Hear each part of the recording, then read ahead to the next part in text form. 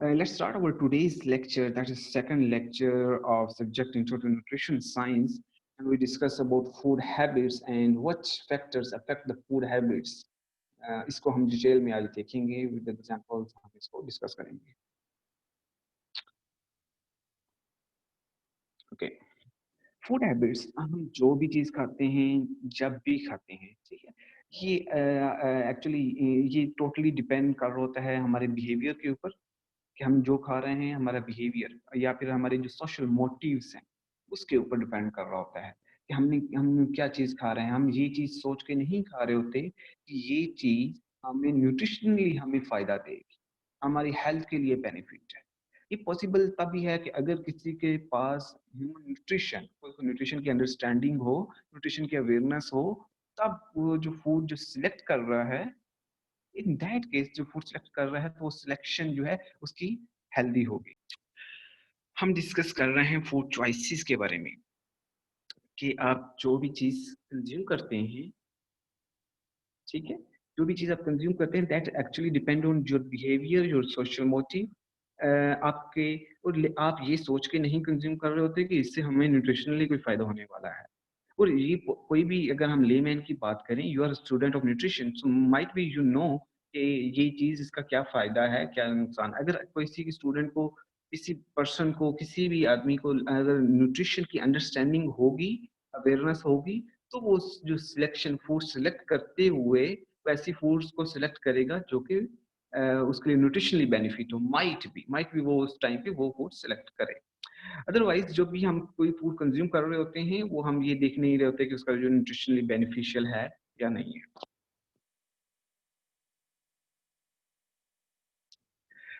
Food habits क्या हैं, आपकी डाइटरी हैबिट्स.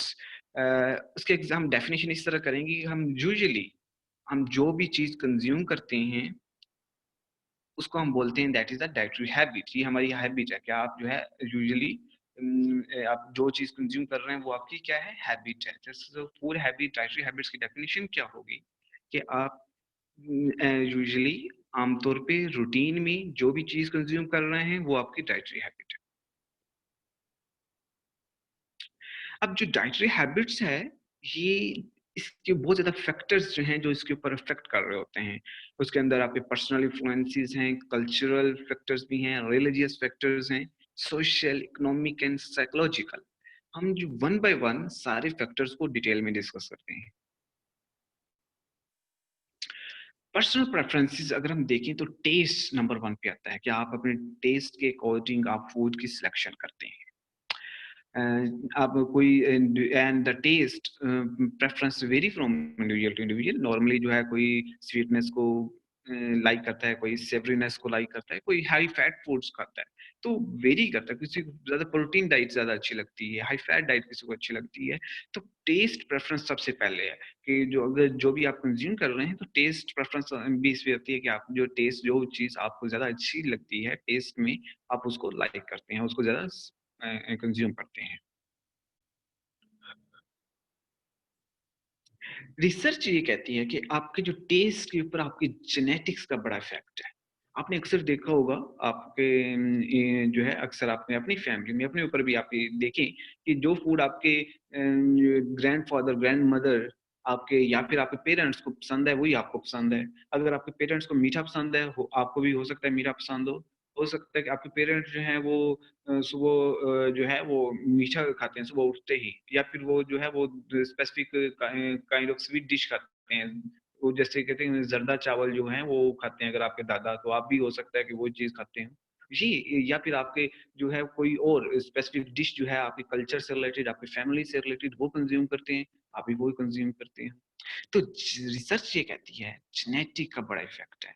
जीन आपके अगर आपके ग्रैंड पेरेंट्स, आपके पेरेंट्स अगर आप कोई चीज ऐसी खाते हैं तो वो आप में भी ट्रांसफर हो सकती है. कि जो टेस्ट आपके जो जेनेटिक्स में है, जो टेस्ट आपके ग्रैंड पेरेंट्स लाइक कर रहे हैं वही टेस्ट माइट भी आपको वो भी वही टेस्ट आप भी लाइक करें. Hormones, questions, we'll take questions. Okay. Hormones during pregnancy, hormones का इफ़ेक्ट होता है आपके फूड इनटेक के ऊपर। आपका हार्मोन्स अफ़ेक्ट करते हैं specifically. Pregnant ladies have specific food cravings and food aversions. Food craving का मतलब होता है कि आपको कोई भी आपको you have powerful desire for specific food. आप कहते हैं कि मुझे ये चीज़ खाने का बहुत दिल कर रहा है। तो ये प्रेगनेंसी के अंदर स्पेशली ये होता है। वैसे भी अक्सर उनके अंदर फूड क्रेविंग का इफ़ेक्ट आता है, जैसे कि अगर किसी के अंदर पोटेशियम की डेफिशिएंसी है, तो उसको मीठा खाने का बड़ी क्रेविंग होगी। अब जैसे आपको रात को मीठा खाना है या फिर और भी क्रेविंग्स, जैसे किसी को सॉफ्ट ड्रिंक की क्रेविंग बहुत ज़्यादा होती है, तो स्ट्रॉन्ग डिज़ायर होती है कि मुझे ये चीज़ अभी कंज़्यूम करनी है। तो आपकी प्रेगनेंसी की हम बात कर रहे हैं कि प्रेगनेंसी के अंदर हार्मोन्स का बड़ा रोल है। हार्मोन्स में किसी स्पेसिफिक फूड की बड़ी क्रेविंग होती है और किसी स्पेसिफिक फूड की अवर्जन भी हो जाती है कि उसके strong dislike for specific food, कि वो प्रेग्नेंट लेडीज वो they don't like any specific food, and that वो जो है that is due to hormonal disturbance. Texture, आपके टेक्सचर जो है बिल्कुल टेक्सचर जो है लाइक ए फूड की फीलिंग, आप जैसे फूड को फील करते हैं, फूड को जब आप जो है पिक करते हैं, तो food feeling affect your food preference also, food intake also. अभी फूड फीलिंग कैसे, उसकी अपीयरेंस कैसे, दिखने में कैसी है, ये भी एक बड़ा फैक्ट है। चाहे वो फूड का टेस्ट अच्छा ना हो, लेकिन उसका अपीयरेंस बहुत अट्रैक्टिव हो, तो आप वो फूड कंज्यूम करते हैं। तो फूड फीलिंग या फूड अपीयरेंस जो है, ये भी अफेक्ट करती है।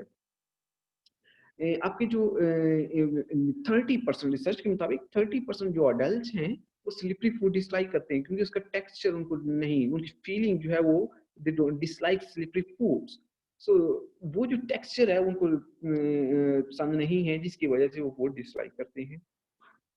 तो आपकी जो प्रेफ़रेंस है, ये अर्ली लाइफ़ में स्टार्ट हो जाती है, कि आपके स्टार्ट में जब आपकी life in in the your childhood stage, तब से आपकी प्रेफ़रेंस स्टार्ट होती है और वो जो है, वो आपकी लॉन्ग लास्टिंग चलती है।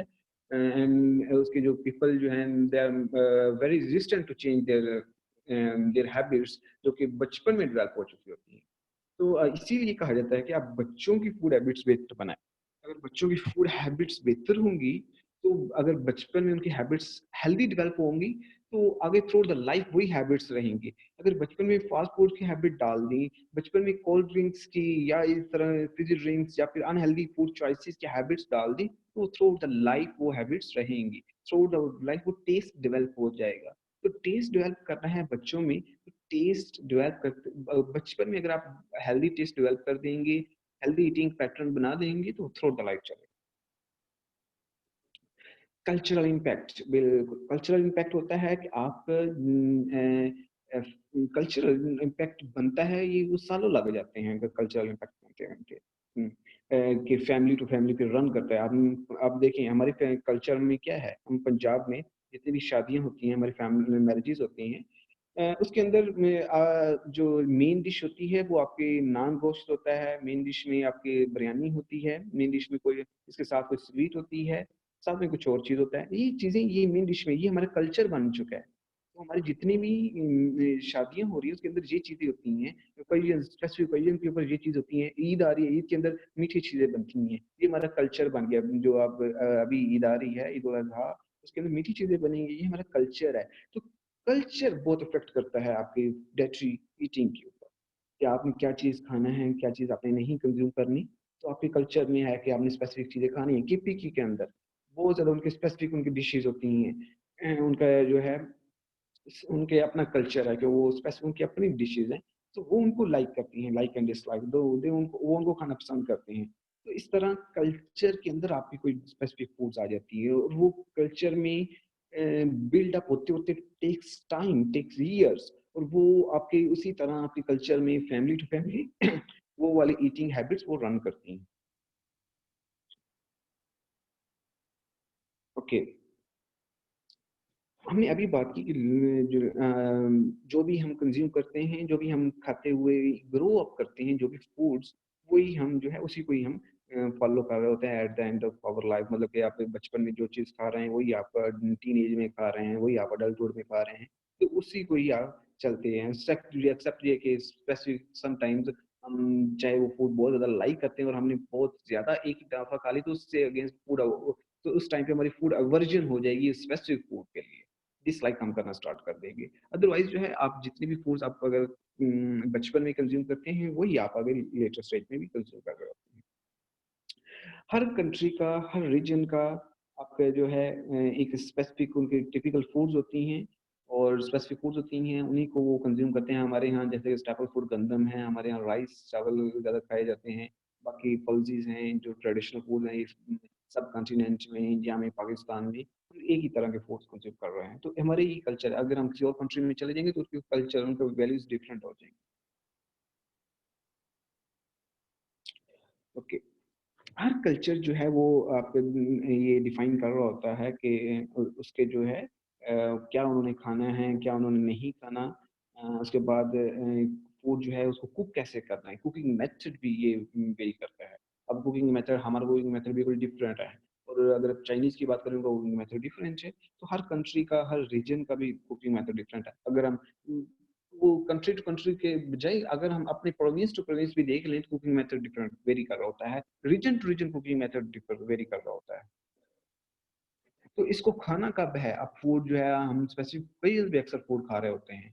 ऐसा नहीं है कि हम जो है रोज़ाना ही हम बिरयानी खा रहे हैं या फिर रोज़ाना ही हम वो नान और गोश्त खा रहे हैं। ऐसा नहीं, हम स्पेसिफिक ओकेजन्स पे जो है हम फूड खाते हैं, कब खाना है, कैसे पकाना है, ये सारे जो है कल्चर जो है आपका डिसाइड करता है कि आपके कल्चर में क्या है, वही उसी को आप अपने कल्चर को ही फॉलो करते हैं। पाकिस्तानी फूड्स की अगर हम बात करें, जैसे कि पाकिस्तान में हम व्हीट खाते हैं, राइस कंज़्यूम करते हैं। अम,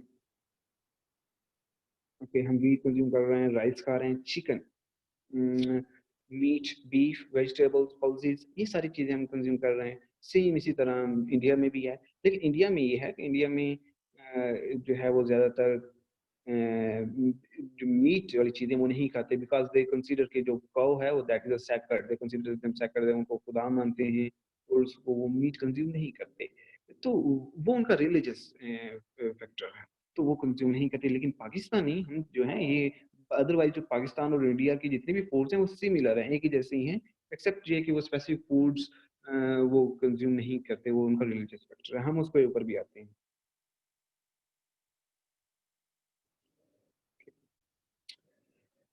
ओके।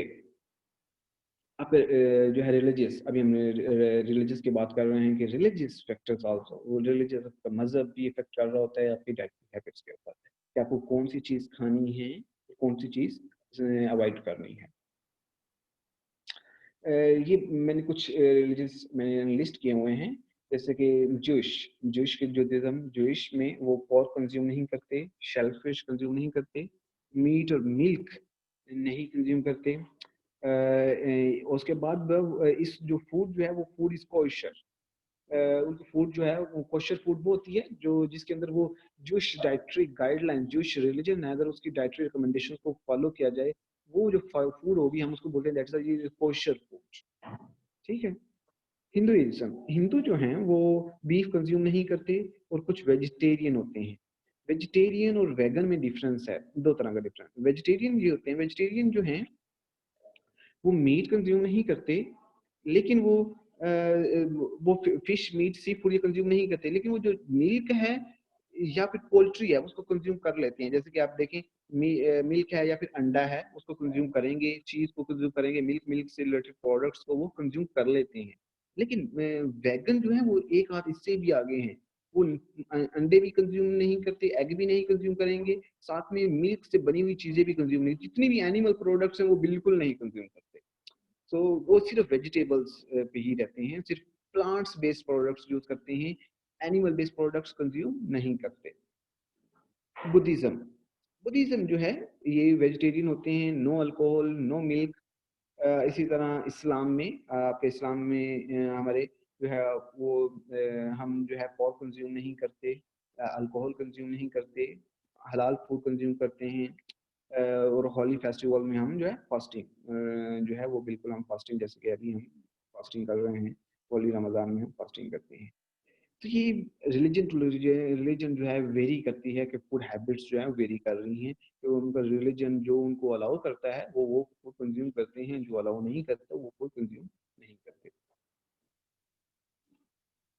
इकोनॉमिक फैक्टर्स, बिल्कुल इकोनॉमिक फैक्टर्स जो है वेरी करते हैं कि आप पे इकोनॉमिक जो वैल्यू है उसके ऊपर डिपेंड कर रहा होता है कि आप कौन सी फूड कंज्यूम करेंगे और कौन सी फूड कंज्यूम नहीं करते। और आपकी इकोनॉमी के ऊपर जैसे कि आपने कौन सी फूड सेलेक्ट कौन सी फूड करनी है, इसके ऊपर भी बड़ा हम इसके ऊपर अभी डिस्कस करने वाले हैं कि आपकी इकोनॉमी किस तरह आपके फूड के ऊपर इफेक्ट कर रही है। हाँ, इकोनॉमिक स्टेटस की हम बात कर रहे हैं, that economic status affects your eating habits. आपके इकोनॉमिक स्टेटस जो है, आपके जिन जो रिच पीपल हैं वो थोड़े से एक्सपेंसिव फूड अफोर्ड कर सकते हैं, वो रेस्टोरेंट्स में कंज्यूम कर सकते हैं, वो एक दिन में एक से ज़्यादा दफ़ा खाना खा सकते हैं। तो ये जो है जितने भी आपके ये आपके फूड हैबिट्स के ऊपर जो आपके फूड ईटिंग पैटर्न्स के ऊपर आपका अफेक्ट कर रहा है कि आपके जो इकोनॉमिक फैक्टर्स हैं कि अगर वो जो है जैसे कि अगर अगर हम बात करें एक एक जो है पुअर फैमिलीज की या एक रिच फैमिलीज को, तो डिफरेंस रिच फैमिलीज जो है can afford all the food habits, all food जितनी भी फूड वैरायटी कंज्यूम कर सकते हैं, जबकि एक पुअर पर्सन जो है वो वैरायटी ऑफ फूड्स अपने डाइट में नहीं लेके आ सकता। उस that is depending upon their economic factors. अब जितनी भी अब अभी हमने बात की कि वैरायटी बिल्कुल अफेक्ट करेगी कि जो अगर पुअर पर्सन है उसके फूड के अंदर वैरायटी नहीं आएगी। तो वैरायटी या बैलेंस डाइट हम तभी कहते हैं कि जब आप सारे फूड ग्रुप्स को अपनी फूड के अंदर इंक्लूड कर रहे हो, उसके अंदर फ्रूट्स हो, वेजिटेबल्स हो, मिल्क हो, प्रोटीन, फैट्स, कार्बोहाइड्रेट्स हो, ये सारी चीजें जब हो तो उसको बोलते हैं दैट वैरायटी है फूड के अंदर। तो एक जो एक मजदूर तबका है या एक दिहाड़ीदार तबका है या फिर एक ये जो है ये तो आपकी जो वो तो अपना जो है वो एक स्टेपल फूड को mostly they are not consuming adding the variety in their food. वो बाकी जैसे चीजें हैं वो उसको जो है उसके अंदर ऐड करना उनके लिए बड़ा मुश्किल हो जाता है। तो इस तरह इकोनॉमिक फैक्टर्स जो हैं वो आपके फूड इनटेक के ऊपर, फूड पैटर्न के ऊपर वो अफेक्ट कर रहे होते हैं। ओके, नॉलेज, एजुकेशन, एजुकेशन बिल्कुल अफेक्ट करती है कि आपने क्या खाना है, आपने कब खाना है, कितने दफा खाना है। ये आपकी अगर आपके पास एजुकेशन है तो बिल्कुल आपकी एजुकेशन अफेक्ट करेगी कि आपने कौन सी चीज कंज्यूम करनी है और कौन सी चीज कंज्यूम नहीं करनी। और nutrition related education, not any other education. यहाँ पे बात जो हो रही है वो न्यूट्रिशन अवेयरनेस की हो रही है, न्यूट्रिशन एजुकेशन की बात हो रही है। आपके पास एजुकेशन है तो यू विल नो कि आपको कौन सी फूड परचेज करनी है। यू आर परचेजिंग यानी पैकेज्ड फूड, आप उसके अंदर देखेंगे कि उसके अंदर क्या उसके न्यूट्रिशनल फैक्ट्स क्या हैं। हम न्यूट्रिशनल फैक्ट्स के ऊपर एक लेक्चर हमारा है कि हम उसको कैसे कैलकुलेट कैसे कर सकते हैं। आप कोई भी मार्केट से चीज परचेज करें, उसके ऊपर एक टेबल बना होता है, उसके अंदर लिखा होता है कि इसके अंदर कौन कौन सी गजाई अज्जा न्यूट्रिएंट्स इसके अंदर मौजूद हैं। आप उससे आइडिया लगाते हैं कि इधर you have to purchase that food और नॉट। तो अगर जो है यू हैव न्यूट्रिशन एजुकेशन, तो in that time you will consider कि कौन सी फूड आपको परचेज करनी है। और आपको relevant skills while preparing food, आप देखें फूड प्रिपरेशन में हम इसी के ऊपर भी, फूड प्रिपरेशन के ऊपर भी हमारा थोड़ा सा एक पोर्शन है कि व्हाइल प्रिपेयरिंग फूड सम न्यूट्रिएंट्स लॉस हो जाते हैं। तो आप किस तरह जो है कुकिंग जो है किस तरह एक हेल्दी कुकिंग में might be I will give you an assignment regarding health and regarding this topic about healthy cooking. Availability of food, availability भी अफेक्ट कर रही होती है आपकी ईटिंग पैटर्न के ऊपर, क्या आपके फूड जो है अवेलेबल ही नहीं है आपके पास। अगर अगर आपके फूड अवेलेबल नहीं है कि यू आर लिविंग इन, अगर आप किसी दूर दराज एरिया में रह रहे हैं तो वहाँ पे फूड अवेलेबल नहीं है, वहाँ फूड वो अवेलेबल है जो कि आप लोकली ग्रो कर रहे हैं, तो वही आपके पास अवेलेबल है। आपके पास स्टेपल फूड अवेलेबल है, आपके पास बाकी वैरायटी ऑफ फूड्स अवेलेबल नहीं है। तो वो वाली फूड्स जो है इस टाइम पे आपके फूड अवेलेबिलिटी भी इफेक्ट कर रही होती है कि आपके पास हो सकता है कि कन्वीनियंस वो ज़्यादा इजीली जो अवेलेबल है, ज़्यादा इजीली आपके पास जो है वो फास्ट फूड अवेलेबल है, तो आप वो फूड कंज्यूम करेंगे। आपके पास इजीली अवेलेबल वो जो आपका हेल्दी फूड अवेलेबल नहीं है इजीली, तो आप वो फूड कंज्यूम नहीं करेंगे। तो आपकी अवेलेबिलिटी ऑफ फूड अफेक्ट कर रही होती है आपकी ईटिंग हैबिट। कुछ फूड्स सर्टेन ज्योग्राफिक एरियाज में ग्रो करती हैं, तो आपके लिए हो सकता है वो अवेलेबल ना हो। मिसाल के तौर पे जैसे कि पाकिस्तान, अभी हम आप पढ़ते होंगे ब्रोकली के बारे में, you read a lot about broccoli की ब्रोकली इज वेरी बेनिफिशियल, लेकिन ब्रोकली पाकिस्तान में है नहीं। ये अगर है तो वेरी एक्सपेंसिव, और वो भी सर्टेन सिटीज में, सर्टेन मार्केट्स में है। तो ये जो है रीजन टू रीजन भी वेरिएशन होती है। सो कुछ फूड्स होती हैं जो कि अगर आपके पाकिस्तान के एक हिस्से में है तो दूसरे हिस्से में नहीं होंगी, अवेलेबल नहीं होंगी। तो समटाइम्स आपके जो फूड जो है सर्टेन एरिया में ग्रो करती हैं, तो आप जो है वो अवेलेबल नहीं होती हैं हर जगह पे। तो food availability matters a lot, कि food that is either available or not. Psychological factors, 10 minutes. Psychological factors आपकी अफेक्ट कर रहे होते हैं आपकी ईटिंग हैबिट्स के ऊपर। पॉजिटिव और नेगेटिव एसोसिएशन होती है साइकोलॉजिकल फैक्टर्स की।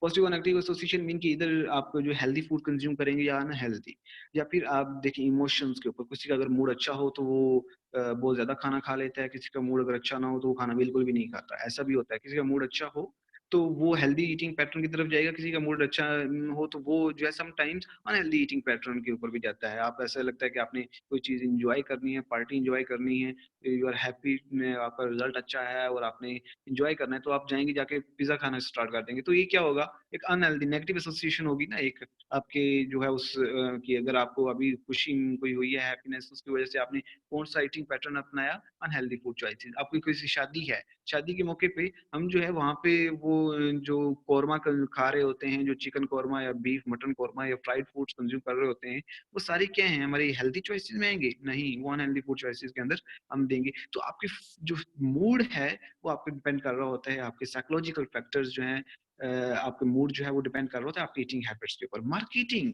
बहुत ज़रूरी है।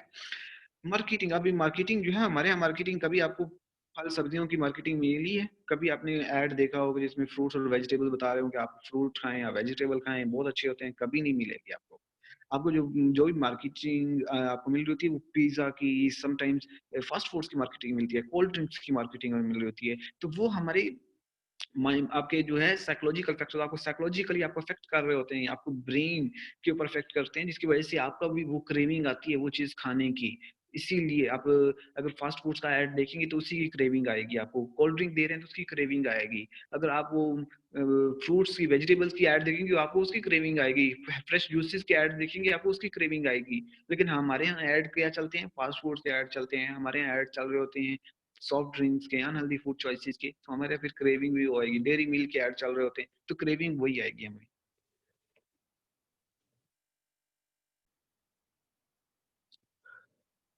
ओके, फैट डाइट उसको बोलते हैं जो कि किसी भी स्टैंडर्ड डाइटरी रिकमेंडेशन को फॉलो ना करती हो, ठीक है? और वो ये फैट डाइट पॉपुलर होती है थोड़ी अरसे के लिए, उसके बाद खत्म हो जाती है और ज़्यादातर ये वेट लॉस के लिए इस्तेमाल होती है फैट डाइट। आपकी फैट डाइट जो है उसके अंदर होता ही है कि आप किसी स्पेसिफिक फूड ग्रुप को कट कर देते हैं। आपने डेयरी को अपनी डाइट से निकाल दिया कि आपने मिल्क जब दूध से बनी हुई चीज़ें नहीं खानी, निकाल दिया, अपनी डाइट से बिल्कुल नहीं खानी। स्टार्ची फूड्स आपने कहना है कि वज़न कम करना है तो स्टार्ची फूड्स निकाल दें, वो नहीं खानी। तो ये कौन-सी है, ये फैट डाइट्स में आएँगी। आपने अक्सर डाइट प्लान ऐसे देखे होंगे। ईटिंग पैटर्न आपका ऐसा कि आपने जो है सिर्फ़ चंद एक फूड ग्रुप्स खाने हैं। आपने कहना है कि पूरे दिन में मैंने फ्रूट्स खाने हैं, पूरे दिन में मैंने सब्जियाँ खानी हैं या पूरे दिन में मैंने सिर्फ़ केले खाने हैं। तो ये जो है इसको बोलते हैं फैट डाइट कि आप किसी स्पेसिफिक फूड ग्रुप को निकाल देते हैं। जो आपकी हेल्दी रिकमेंडेशन है, आप उसको फॉलो नहीं करते। कुछ एग्ज़ाम्पल मैं आपको देता हूँ फैट डाइट की, जैसे कि मिलिट्री डाइट है। ये भी फैट डाइट है, इसको ये इस्तेमाल की जाती है वज़न कम करने के लिए, वेट लॉस के लिए। 3 दिन के लिए लोग इस्तेमाल करते हैं कि आपका 10 पाउंड वज़न कम हो जाएगा, इतने पाउंड वज़न कम। These are all unhealthy food choices. Atkins diet, ये भी एक तरह की डाइट है जिसके अंदर आप प्रोटीन ज़्यादा कर देते हैं, like it's similar to ketogenic diet. Ketogenic diet का आपने बड़ा चर्चा सुना हुआ होगा आजकल। तो I have recorded a complete course on ketogenic diet.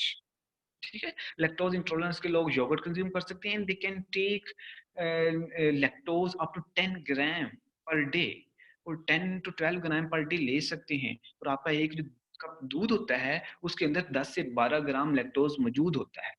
तो अगर आप 1 कप जो है नॉर्मली, एक जो अगर किसी को लैक्टोज़ इंटॉलरेंस है, वो 1 कप जो है वो टॉलरेट कर जाता है, 1 कप ले सकता है।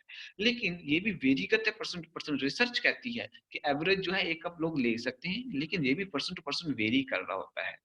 तो अगर जो है if someone due to lactose intolerance can't consume milk, so that person can take yogurt. And now lactose-free milk is also available. So that person can also take lactose-free milk. हमारा lecture रह जाएगा। We are discussing about Atkins diet कि Atkins diet that is के अंदर high fat diet होती है similar to ketogenic diet. I will was discussing, I have recorded lecture on complete course on ketogenic diet. ठीक है, so you can access that course that is freely available. Okay, cabbage soup diet. Cabbage soup diet में ये होता है कि ये भी वजन कम करने के लिए दी जाती है. आप ऐसा होता है कि आपने पूरे दिन में कैबेज सूप कंज्यूम करना है. So this is cabbage soup diet. Rock salt diet. Rock salt diet ये है कि आप रॉक साल्ट दे दिया जाता है डाइट के अंदर. कहते हैं कि रात को आपने रॉक साल्ट पानी में भिगो के रख देना है, सुबह उठ के आपने वो पीना है. तो इसका क्या नुकसान है? इससे रॉक साल्ट, जब आप ज्यादा साल्ट कंज्यूम करेंगे तो आपकी बॉडी से जब साल्ट ज्यादा सोडियम जो है वो बाहर नहीं एक्सक्रीट होगा थ्रू यूरिन, तो साथ में वाटर भी जाएगा. तो आपने ये पढ़ा होगा कि सल्यूट के साथ सॉल्वेंट साथ में जाता है, तो साथ में वाटर की डेफिशिएंसी हो जाएगी, डिहाइड्रेशन हो जाएगी. वाटर बॉडी से जब एक्सक्रीट होगा तो वाटर डिहाइड्रेशन की वजह से वाटर वजन आपका कम हो जाएगा. तो ये भी एक अनहेल्दी तरीका है आपका वजन कम करने का. जितनी भी ये these are all fat diets, इसके अंदर आप जो है स्पेसिफिक जो है फूड ग्रुप्स को निकाल रहे हैं, स्पेसिफिक कोई जो है शॉर्टकट वेज को यूज कर रहे हैं.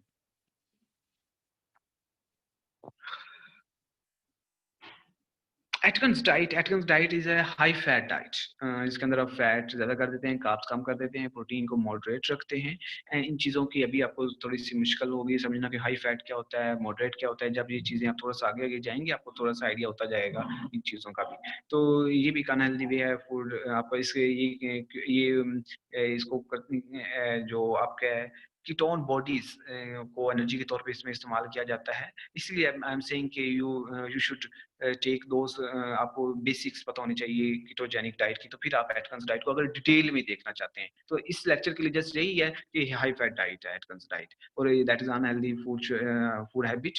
इसके अंदर अनहेल्दी डाइटरी पैटर्न जो कि आप वेट लॉस के लिए इस्तेमाल करते हैं.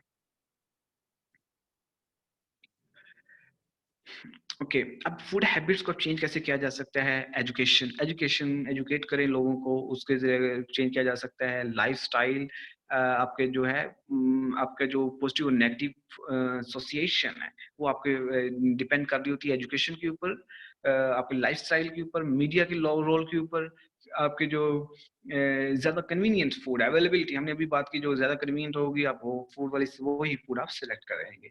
तो उसके ऊपर भी अगर आप जो है वो फूड अवेलेबिलिटी बढ़ा दें हेल्दी फूड्स की तो लोग ज़्यादा उसको कंज्यूम करना स्टार्ट कर देंगे. ओके, पुअर फूड हैबिट्स क्या हैं? यू हैव टू फर्स्ट, अगर आपने जो है देखना है कि पुअर फूड हैबिट्स किसी फूड पर्सन की क्या हैं, तो आप पहले देखेंगे. अगर किसी की हैबिट्स आप चेंज करना चाह रहे हैं, पहले देखें कौन सी हैबिट्स उसके अंदर पुअर हैं. या इधर क्या वो वैरायटी ऑफ फूड उसके डाइट में नहीं है, इसके अंदर जो है पोर्शन साइज जो है वो फूड का ज़्यादा है, पोर्शन साइज ज़्यादा फूड ले रहा है, कैलोरीज ज़्यादा ले रहा है, लेस न्यूट्रिशियस फूड जो फूड ले रहा है वो लेस न्यूट्रिशियस हैं, वो हेल्दी फूड्स नहीं है, मील स्किप कर रहा है कोई पर्सन, ये सारी पुअर फूड हैबिट्स में आ रही हैं. कैलोरीज ज्यादा या कम ले रहा है, ये भी पुअर फूड हैबिट्स के अंदर आपका आता है. अब फूड हैबिट्स आप चेंज कैसे कर सकते हैं? How to change the food habits? सबसे पहले पुअर फूड हैबिट्स को आइडेंटिफाई करें, कौन सी फूड हैबिट्स हैं. उसके बाद हेल्थियर चॉइसेस आप बताएं, आप उनको क्रिएटिव वेज बताएं कि आप किस तरह से अपनी हैबिट्स को चेंज कर सकते हैं. अगर कोई जो है वो नाश्ता स्किप कर रहा है, ब्रेकफास्ट स्किप कर रहा है, जैसे कि यूनिवर्सिटी के अंदर अक्सर स्टूडेंट्स ब्रेकफास्ट स्किप करते हैं, तो उनको आप गाइड करें, हेल्थ गाइड करें कि you have to eat something. Even in start में आप चाहे वो कुछ ना कुछ आपको ब्रेकफास्ट लेना है, चाहे वो आप फुल मील ना लें आप, लेकिन स्टार्ट आप हेल्दी मील से करें. चाहे वो आप जो है कोई फ्रूट जूस से ले रहे हैं, चाहे वो आप ऑमलेट ले रहे हैं विद ब्रेड ले रहे हैं, या फिर आप पराठा कंज्यूम कर रहे हैं, जैसे भी आप ले रहे हैं, लेकिन आपको हेल्दी ईटिंग पैटर्न की तरफ आना है. तो वो थ्रू काउंसलिंग ये इट कैन बी डन कि आप उसकी काउंसलिंग के जरिए जो है आप हैबिट्स को बेहतर बनाया जा सकता है. उनको एजुकेट करें, उनके साइड इफेक्ट्स बताएं, इसके क्या क्या नुकसान हो सकते हैं. आप जो है पर्सन के इकोनॉमिक स्टेटस के मुताबिक डाइट प्लान बनाएं. आपने person can afford 200 in a day, तो आपने उसको 500 रुपए का डाइट प्लान बना दिया तो वो कभी भी फॉलो नहीं करेगा उसको. तो आपको उसके इकोनॉमिक स्टेटस को देखते हुए डाइट प्लान को बनाना है. अवेलेबिलिटी के ऊपर आपने उसको फूड के अंदर जो है वो चिया सीड्स लिख के दे दिए. चिया सीड्स यहाँ पे मिलते ही नहीं, वो कहाँ से लाए? तो उसका अल्टरनेटिव आप देंगे, आप उसको फ्लेक्सिबल देंगे। आपने किसी को बीफ लिख के दे दिया, वो बीफ अवेलेबल नहीं है। अगर आपने किसी को आपने फिश लिख के दे दी, फिश है ही नहीं अवेलेबल, या ब्रोकोली लिख के दे दी, ब्रोकोली पाकिस्तान में नहीं है, पाकिस्तान में नहीं मिलती, तो 300-400 की आती है ब्रोकोली का एक जो वो है। तो वो ब्रोकोली अब वो कैसे कंज्यूम करेगा? तो आपने फूड बनाते हुए, डाइट प्लान बनाते हुए ये देखना है फूड क्या इकोनॉमिकल है या नहीं, फूड अवेलेबल है या नहीं, उसके मुताबिक आप जो है अपने किसी का भी डाइट प्लान बनाएँगे। ओके, लास्ट क्वेश्चन है, डू यू एग्री और disagree with the following statement, having milk with fish is harmful? क्या आप दूध के साथ जो है अगर मछली खाएं तो क्या हार्मफुल है? ये जो है आपने अपने तौर पे भी इसको सोचना है। मैं अपना पॉइंट ऑफ व्यू इसके ऊपर दे देता हूँ। रिसर्च इसके ऊपर बिल्कुल नहीं है कि ये हार्मफुल है, बट ये हमारे कल्चर में है कि हम जो है ये कंज्यूम नहीं करते। बट हमारा जो अगेन इसके ऊपर रिसर्च नहीं है कि कोई ऐसी एविडेंस नहीं है, हमारे पास रिसर्च बेस्ड एविडेंस नहीं है कि इधर दैट्स हार्मफुल और not. Egg yolk is bad for health, बिल्कुल भी नहीं है egg yolk bad for health. इसके ऊपर एग योक के ऊपर हम किसी और दिन हम इसके ऊपर डिस्कशन जरूर करेंगे about egg yolk. We have very less time right now. Egg yolk is very healthy. Cholesterol is very healthy, cholesterol is very healthy because आपके जो है जितने भी स्टेरॉयडल हार्मोन्स हैं, वाइट आपके जो फैट सॉल्युबल विटामिन्स हैं, they need cholesterol. Steroidal hormones आपके सेंसेस हैं, दे नीड कोलेस्ट्रॉल। इसके अलावा आपके brain cells they also need cholesterol. So बहुत ज्यादा कोलेस्ट्रॉल के फंक्शंस हैं। So it's not bad for health, you can take in required amount. जो आपको रोजाना की बुनियाद पे जो आपको कोलेस्ट्रॉल चाहिए उतना आप लें, वो बहुत जरूरी है। कट बिल्कुल नहीं करना अपनी डाइट से। So that's for today's lecture. We will have a lot of questions, so feel free to ask me here. I will answer all of your questions.